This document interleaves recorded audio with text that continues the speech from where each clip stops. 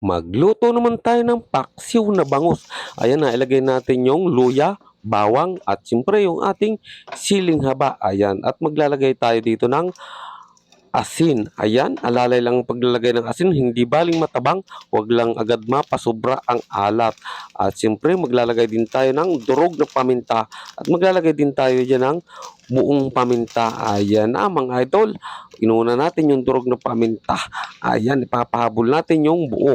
Ngayon, naglagay muna ako ng suka. Ay nako, nakatingin sa atin ang ulo ng bangus mga idol. Oh. Mamaya ay sisipsipin natin yung matang yan.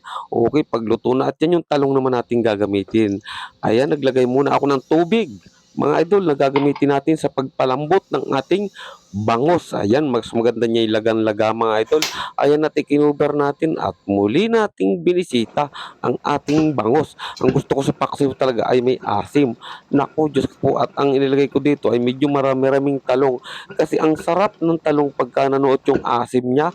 Naku, ang sarap talaga niyan kaya dinamihan ko na ang ating talong. Mas marami pa doon sa ating isda. Ayan, at ang inuuna nating kainin ay siyempre yung gulay na talong. Ayan at maluluto na idol yung ating talong. At ito na nga sa puntong ito, luto na yan at kumain na tayo dito. At lalantakan na natin yung ating paksiw na bangus. Ayan, bahaw ang kinuha ko dito mga idol sa puntong ito, bahaw. At siyempre, kukunin natin yung talong at napakasarap yung talong na yun at nanunuot ang timpla ng suka at iba nating pampalasa. Ayan, yung ulo ng bangus mga idol, yan ang paborito natin. Sipsiping, sipsipin.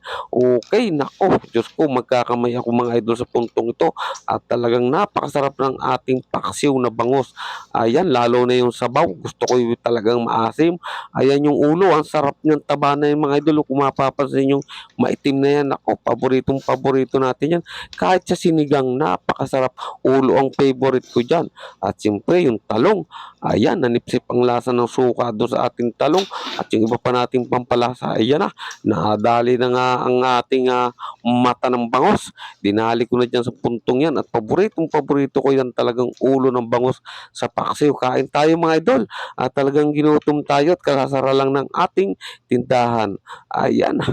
Patapos ay bago nagsara tayong tindahan ay nagluto muna tayo para pagdating natin ay siyempre kakain na tayo.